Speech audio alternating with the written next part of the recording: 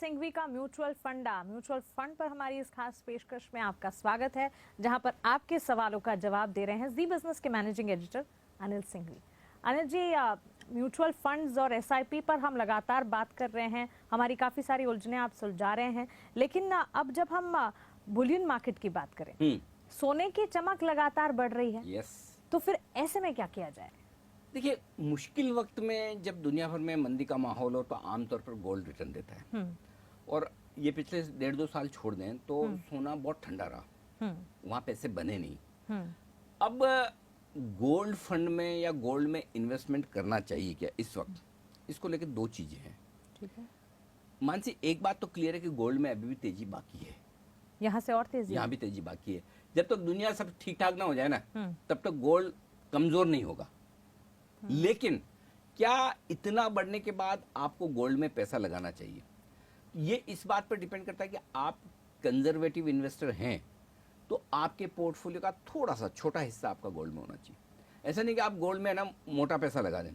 आप ज़्यादा से ज़्यादा 10% और कम से कम 5%, 5 से 10% आपके पोर्टफोलियो का गोल्ड में जा सकता है इस लेवल पर, इससे ज़्यादा नहीं। बस इतना ही होना चाहिए। ठीक है, अगर आपकी नजर है बुलियन मार्केट पर तो फिर इस लेवल पर मतलब इतना देखिए। और दूसरी चीज क्या है, मैं मना क्यों कर रहा हूँ वो भी एक चीज बताऊँ। बाय डिफॉल्ट इंडियंस है ना, गोल्ड में कहीं न कहीं आपका एक्सपोजर है ही, हो ही जाता है। डायरेक्टली इनडायरेक्टली आपके पास गोल्ड है एसेट क्लास के तौर पर, डायरेक्टली इनडायरेक्टली आपके पास रियल एस्टेट होती है, डायरेक्टली इनडायरेक्टली आपके पास फिक्स इनकम है ही, चाहे एफडी हो, पीपीएफ हो, बहुत सारे आप कुछ न कुछ आपके पास होगा। ठीक है, क्या नहीं है आपके पास? Directly share, equity. और सबसे ज्यादा रिटर्न वही बनता है, सबसे ज्यादा रिस्क भी वही है, सबसे ज्यादा रिटर्न भी लॉन्ग टर्म में वही बनता है। तो जहां बाकी सब चीजों में लॉन्ग टर्म में रिटर्न बहुत ज्यादा नहीं बनता, वो तो आप लॉन्ग टर्म के लिए रखते हो। प्रॉपर्टी 15-20 साल बेचेंगे नहीं, अगली जनरेशन ही बेचती है ना। गोल्ड तो आप जिंदगी में कभी बेच ही नहीं पाते। गोल्ड बेचने का मतलब ही आजकल आपने तो वो सोचते ना पड़ेगा गोल्ड बेच रहे हो, मतलब गोल्ड बेच रहे हो, मतलब ऐसी क्या मुसीबत आ गई। लेकिन वही वाली बात है, जो रिटर्न कम दे रहे हैं उसमें 20-25 साल आप इन्वेस्टेड हो, जहाँ रिटर्न सबसे ज्यादा पैसा उसे देख भी नहीं रहे हो। अच्छा, समझिए आपकी सेविंग 1 करोड़ रुपए है। हाँ।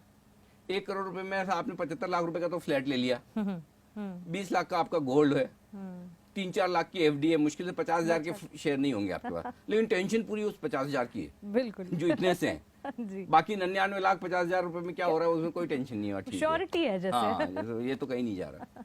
यही हाल है। लेकिन अनिल जी, जब हम प्लान्स की बात करते हैं, डायरेक्ट प्लान और रेगुलर प्लान, अब बाजार के उतार चढ़ाव को देखते हुए, सिचुएशन को समझते हुए, दोनों में से कौन से ल्यूक्रेटिव? बुखार वाली हल्की सी फीलिंग आ रही है, बॉडी एक हो रहा है, सर दर्द हो रहा है, थोड़ा गला थ्रोट ऐसा हो रहा है, तो क्या कौन सी गोली खाती है?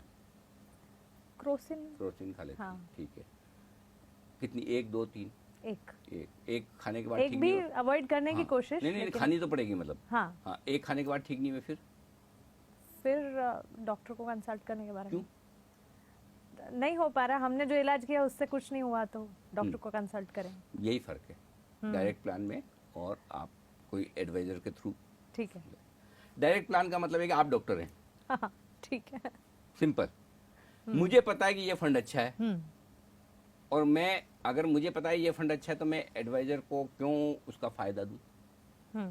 सिंपल चीज है। डायरेक्ट प्लान में आप क्या करते हैं, जब आप सीधे फंड के पास जाकर कहते हैं कि मुझे ये आपके इस फंड में पैसा लगाना है, हाँ, ठीक है, तो आपके और फंड के बीच में कोई नहीं है, हाँ, डिस्ट्रीब्यूटर नहीं है, तो उसमें एक्सपेंस रेशियो कम होते हैं, आपका रिटर्न बढ़ जाता है। ओके, ठीक है, आपका खर्चा कम लगेगा, हाँ, तो नेचुरली आपकी जो भी रिटर्न आएगी वो बढ़ेगी। और जो डायरेक्ट प्लान नहीं हो कि जो डिस्ट्रीब्यूटर या एडवाइजर के थ्रू आप जब जाते हैं, तो वो उस वाले प्लान में आपके उसका भी जो थोड़ा सा फीस का अमाउंट होता है वो फंड उन्हें देता है, आपसे वो नहीं लेंगे, वो अलग बात है, लेकिन वो खर्चा है। अब बात वही है, अगर आपको लगता है आप डॉक्टर हैं और आप अपने आप को ठीक कर सकते हैं तो फिर चलिए इस डायरेक्ट प्लान के साथ। और अगर आपको लगता है नहीं, देखिए मुझे आप पूछेंगे, मैं कभी एडवाइज नहीं करता कि आप डायरेक्ट प्लान में पैसा लगाएं। एडवाइजर होना ही चाहिए। अच्छा, एडवाइजर होना चाहिए, एडवाइजर को आपको कमाने दो, लेकिन आपकी कलाकारी ये होनी चाहिए कि आप एडवाइजर से उतना निकाल पाए कि जितनी फीस वो ले रहा है उससे ज्यादा आप उससे निकालो, ट्रैक कर पाए उसे ठीक से, है ना, कंट्रोल मॉनिटर हो पाए। हाँ, आप एक काम करो, आप अपना एक पोर्टफोलियो बना लो कि मैं करूंगा तो ये करूंगा, एडवाइजर को कहा अच्छा तो आप मेरा बना के दो, ठीक है। फिर आपका एडवाइजर तो एक साथ पोर्टफोलियो बना दिए। भाई मैं लगाता तो इन फंड में लगाता, एडवाइजर ने आपको इन फंड में रिकमेंड किया। ट्रैक करो, कंपेयर करो। हाँ, साल 2 3 5 साल बाद देख लो कि अगर एडवाइजर वाले फंड का रिटर्न जो पोर्टफोलियो का रिटर्न ज्यादा आ रहा है, बस ठीक है। भाई मेरा पॉइंट ये है, ब्रोकर को ब्रोकरेज देना कुछ भी गलत नहीं है, आपको सर्विस मिलनी चाहिए। एडवाइजर को एडवाइजरी फीस देना बिल्कुल भी गलत नहीं है। भाई एक सिंपल चीज है, मुझे बताओ, अगर आपको घर बनाना है तो क्या आप आर्किटेक्ट को पैसा नहीं देते हैं? बिल्कुल। आपको एक केस लड़ना है तो क्या आप वकील को पैसा नहीं देते हैं? क्या आपको हेल्थ इश्यू है तो डॉक्टर को पैसा नहीं देते हैं? तो यार ये भी तो यार फाइनेंशियल इश्यूज है। जिसका काम उसी को साथ। हाँ, मेरा पॉइंट सिंपल है, मैं जो समझता हूँ अगर आपने थोड़ा भी ढंग का एडवाइजर चुना है तो वो आपको जितनी फीस उसको जा रही ना, उससे ज्यादा रिटर्न तो आपको करवा देगा, उतनी एडवाइस तो दे देगा। लेकिन अगर आपका एडवाइजर भी बेकार है और आप भी बेकार है कि उससे नहीं निकलवा पा रहे हैं, फिर तो ठीक है, फिर तो आप कहीं भी पैसा लगाओ, भगवान भरोसे। तो इसलिए एडवाइजर रखिए, हाँ। डायरेक्ट प्लान के बजाय एडवाइस लीजिए, ट्रैक कीजिए। पैसे की बात है, थोड़ी मेहनत तो करी जा सकती है। करनी पड़ेगी। लेकिन सवाल पूछिए ना चार अच्छे उससे, ये नहीं ये क्यों, इस फंड में ये क्यों है, इसका रिटर्न इससे बढ़िया या खराब क्यों है, उसे भी पता चले कि नजर है हमारी। हाँ। और बिल्कुल। आप 4 सवाल पूछेंगे तो एडवाइजर भी आपके पास तैयार होकर आएगा, भाई अनिल जी के पास जाना है, ये 4 सवाल पूछिए। नॉलेज भी आपकी बढ़ेगी। मैं तो एक नहीं 2 एडवाइजर रखता हूँ। अच्छा। हाँ, जबकि आप सब मुझसे एडवाइस ले रहे हैं, हाँ। लेकिन मैं, क्योंकि क्या होता है कभी कभी आपको एक एडवाइस भी काम से मिल जाती है, काम की मिल जाती है, तो आपका फायदा हो जाता है। फर्ज करें कि कोई एक एनबीएफसी ऐसी है जो डूबने वाली है, आपका किसी डेट फंड में पैसा है, अब मुझे इतना टाइम नहीं है कि अगर मेरे पास 20 स्कीम है तो उस 20 स्कीम में देखूं कि इसमें पोर्टफोलियो मंगाऊं, चेक करूं, अरे ये एनबीएफसी है। मैंने मेरे एडवाइजर को अगर फोन किया, यार जरा देखो भाई इसका एक्सपोजर किसी में है क्या, सर इसमें है, तुरंत रिडीम कर दो, आपके पैसे बच गए ना। हाँ। तो एक अच्छी एडवाइस आपके कहाँ काम आ जाएगी, और वो कहाँ काम आती है वो आपके पास आपको आना चाहिए, और इसीलिए एडवाइजर का होना बेहद जरूरी है। 100%। मैं बहुत स्ट्रॉन्ग बिलीवर हूँ। ठीक है। अच्छा, मैंने कई सालों तक खुद म्यूचुअल फंड एडवाइजरी की हुई है, अहो, इसलिए भी मैं जानता हूँ कि एडवाइजरी वाकई में अच्छी है, करना चाहिए, उससे फायदा होता है। ठीक है। एडवाइजर आप अच्छा चुनिए बस थोड़ा सा। ठीक है, और ट्रैक करते रहिए। जी। अब अनिल जी, मान लीजिए मेरे इमरजेंसी फंड के पैसे लिक्विड फंड में हैं, जी, क्या इसे निकाल कर फिलहाल बैंक में रखा जाना चाहिए? अगर इमरजेंसी खत्म हो गई तो निकाल लो। हाँ। भाई इमरजेंसी क्या है जो हमें पता नहीं, हाँ। अचानक से कभी आ जाएगी, बिल्कुल। करेक्ट। तो इमरजेंसी तो भाई इमरजेंसी है ही इसीलिए, और इमरजेंसी फंड भी इसीलिए। तो मुझे नहीं लगता कि इमरजेंसी फंड के साथ कभी छेड़छाड़ करनी चाहिए, और स्पेशली इस तरह के माहौल में, उसे अभी जिस तरह का वहीं माहौल रहने है देना चिंताओं का, नहीं निकालना चाहिए। देखिए लाइफ के अपने रूल, आपका पैसा आपके काम नहीं आए तो काम का क्या। बिल्कुल सही बात है। अगर आपका पैसा इमरजेंसी में काम ना है, आप थोड़ा सा कमाई करने के लिए, रिटर्न कमाने के लिए अगर आप है ना इमरजेंसी फंड को इन्वेस्ट कर देंगे इक्विटी में, और मुसीबत आ गई तो अनिल जी आपके पास पैसे हैं क्या, थोड़े मुझे दे सकते हैं? जी। यही करेंगे ना, कोई दोस्तों से मांगेंगे, बिल्कुल। वैसा क्यों करना वो है? क्यों करना है? इमरजेंसी फंड के साथ कोई छेड़छाड़ नहीं। ठीक है। अनिल जी, इंडेक्स फंड और एक्टिव फंड, इसके मायने क्या है, इंटरेस्टिंग। और इसमें से ऑप्शन कौन सा अच्छा है? बहुत इंटरेस्टिंग सवाल है। देखिए इंडेक्स फंड तो ये सिंपल कि जो इंडेक्स है उसमें पैसा लगा रहे हो आप एक तरह से, जैसे निफ्टी का फंड हुआ, या सेंसेक्स का फंड हुआ, या बैंक निफ्टी का टाइप का फंड हुआ। अच्छा, इसमें सेक्टर लीडर शेयर्स वगैरह कुछ नहीं, उसमें कुछ नहीं होगा, सिंपल वो फंड, आप निफ्टी फंड में पैसा लगा रहे हो तो जो रिटर्न निफ्टी का आएगा वो रिटर्न आपका आ जाएगा, न कम न ज्यादा। ठीक है, क्लियर कैलकुलेशन। एकदम। आप खुद रोज कैलकुलेट कर, आपको एनएवी भी देखने की जरूरत नहीं। सपोज आपने 8000 के लेवल पे एंट्री की, 9000 हो गया, तो आपको खुद को पता है कि मैं 1000 पॉइंट के गेन पे बैठा हूँ, एग्जैक्टली उतना ही रिटर्न आएगा। ठीक है। 5-7 बेसिस पॉइंट छोड़ दीजिए इधर उधर जो खर्चे हो चुके, बाकी ब्रॉडली वही रिटर्न आएगा आपका। क्लियर है? ठीक है। ये आपका इंडेक्स फंड हो गया। अब एक्टिव फंड से मतलब क्या? इंडेक्स फंड को हम एक्टिव फंड नहीं मानते, पैसिव फंड मानते। क्यों? पैसिव मतलब सुस्त, इंडेक्स को हम पैसिव फंड मानते। पैसिव मतलब, पैसिव का हिंदी में मतलब सुस्त। सुस्त मतलब क्या? जो ये फंड चला रहा है उसे अपना दिमाग नहीं लगाना कि मैं क्या खरीदूं क्या ना खरीदूं। अगर अनिल सिंघवी ने बोला आज मेरा 1 लाख रुपया निफ्टी फंड में जाना चाहिए, तो जो फंड मैनेजर, उसका काम सिंपल इतना ही है, कंप्यूटर में डालेगा 1 लाख रुपए के मुझे निफ्टी के स्टॉक उसी प्रोपोर्शन में खरीदने हैं जिसमें जितना वेटेज है, रिलायंस, टीसीएस, एचडीएफसी बैंक, जो वेटेज है इंडेक्स को खरीदना है इंडेक्स वैसे के वैसे उसी प्रोपोर्शन में खरीदना है। दिमाग का लगाना है आपको, करेक्ट। दिन के अंत में जितना पैसा आया आप प्रोपोर्शनेटली उतने शेयर खरीद लिए।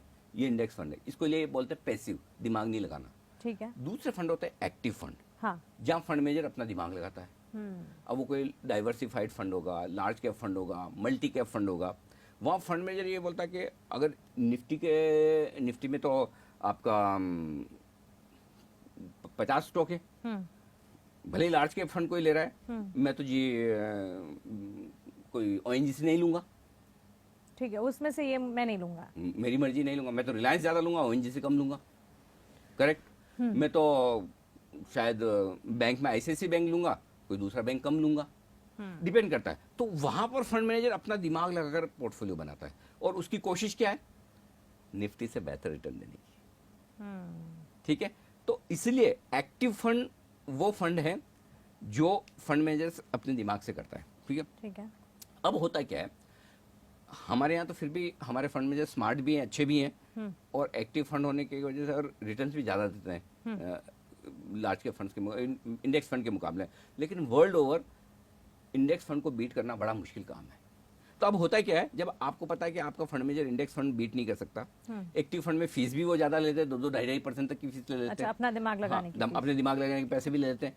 ठीक है, तो फिर इन्वेस्टर क्या सोचता है, छोड़ो ना, इनको क्यों पैसा देना है, एक तो फिर रिटर्न ज्यादा नहीं दे रहे हैं, ठीक है, और पता नहीं कितना देंगे नहीं देंगे, मैं तो सीधा इंडेक्स में डालूंगा, पैसिव फंड में, इंडेक्स फंड में पैसा डाल दिया। तो अब होता है क्या, इंडेक्स फंड में और पैसा आता है, और पैसा आता तो वो और इंडेक्स खरीदते हैं, और इंडेक्स खरीदते तो और इंडेक्स ऊपर जाता है, और इंडेक्स ऊपर जाता है तो इंडेक्स फंड ज्यादा रिटर्न अच्छा देता है। तो ये पूरी दुनिया में यही चल रहा था, अभी यही साइकिल है, अभी तक यही चल रहा था।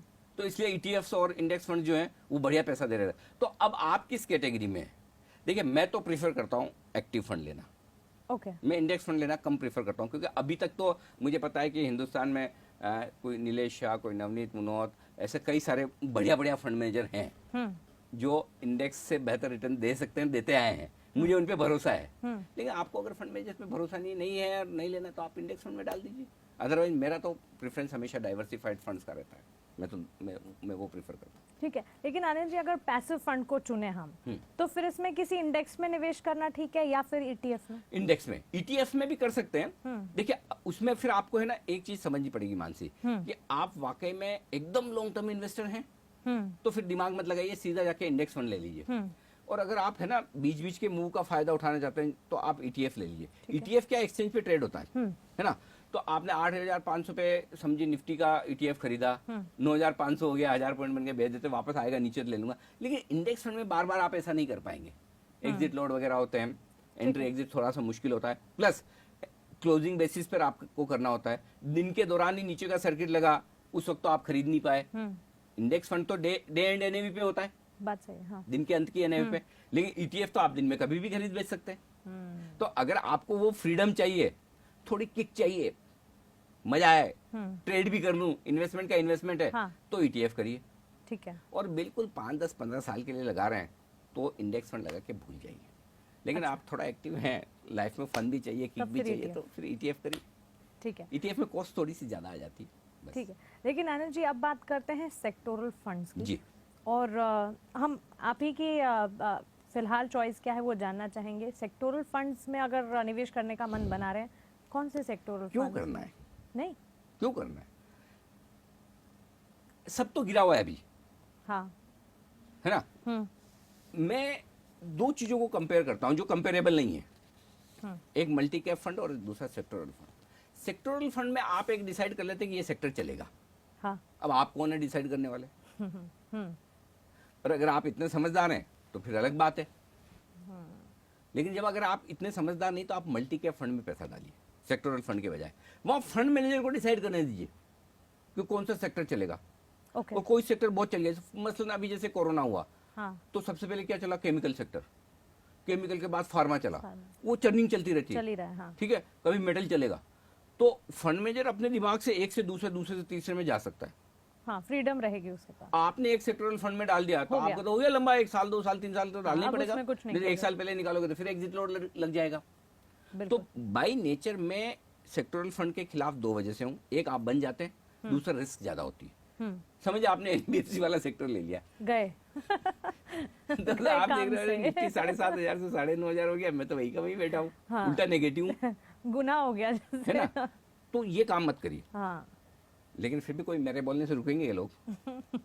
नहीं हो जो सकता नहीं है। रुकेंगे उनके लिए एक सलाह है। पहली बात, बजाय सेक्टोरल फंड के आप मल्टी कैप फंड ले लीजिए। ठीक है। दूसरा, फिर भी जिनको सेक्टोरल फंड या सेक्टर पे ही इंटरेस्ट है, तो मैं मेरी पसंद के सेक्टर बता देता हूँ। ओके। ठीक है। पहला, मेटल्स।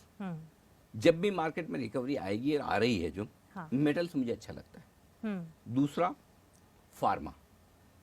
और ये मैं 7,500 के निफ्टी से बोल रहा हूँ। मेटल्स, फार्मा चल भी गया, आपने देखा कैसे। 2 पसंद है। तीसरा, एफएमसीजी, ये भी भाग रहे हैं।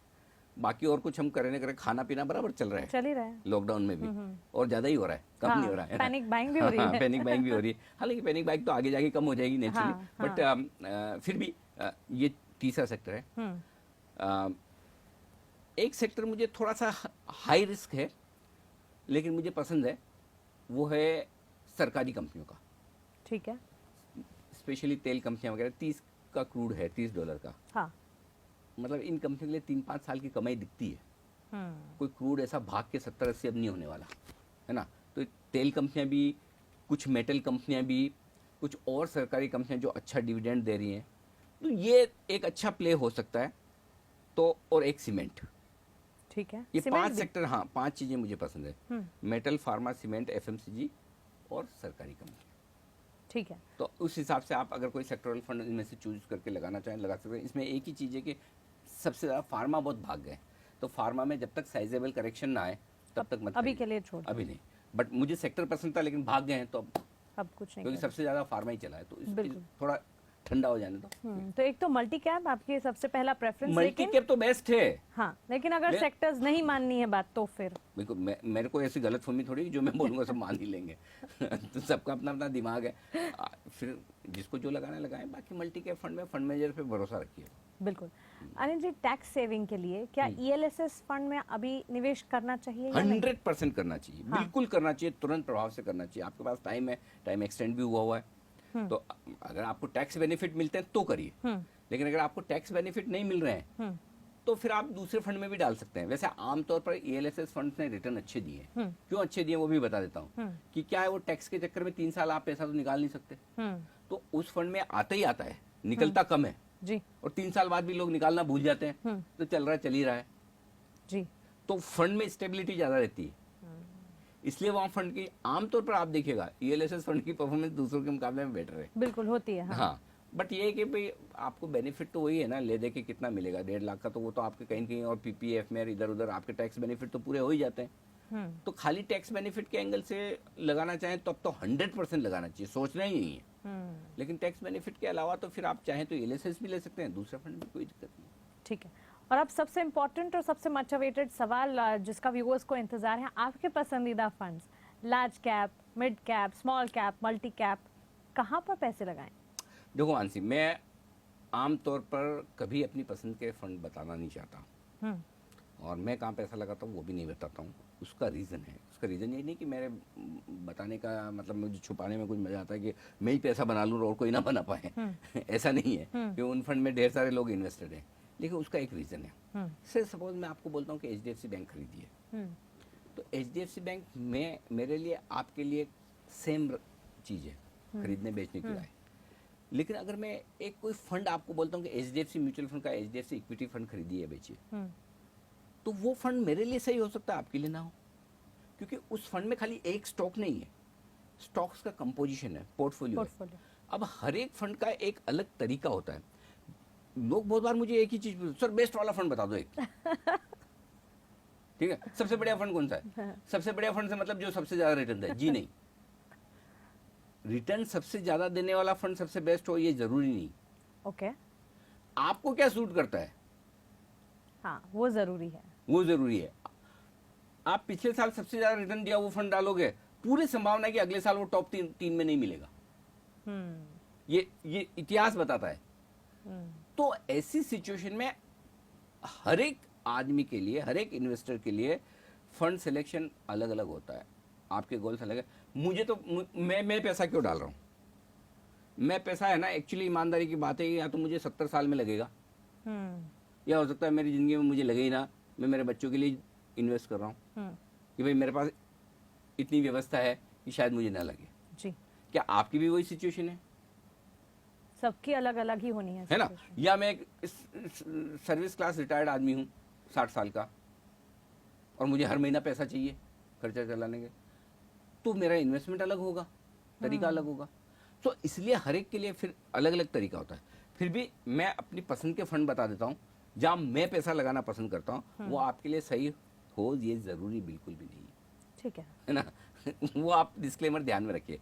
आपके मेरी पसंद के फंड में बता रहा हूँ, और मैं फिर कह रहा हूँ जरूरी नहीं कि ये फंड बेस्ट परफॉर्मिंग फंड होंगे। ये मेरी पसंद के फंड है, जहाँ मैं risk reward ratio, composition, stocks में फंड मैनेजर की माइंडसेट, कितना रिस्क वो लेता है, कितना नहीं लेता है, मेरी रिस्क लेने की ताकत कितनी है, मैं वो सब देख के लेता हूँ। ठीक है। भाई देखिए, मैंने किसी एक फंड में पैसा लगाया और मान से 30% नीचे हो गई एनएवी, मुझे किसको जवाब देना है? मैं अनिल सिंह भी हूँ, पैसा भी मेरा है, मैंने ही डिसाइड किया।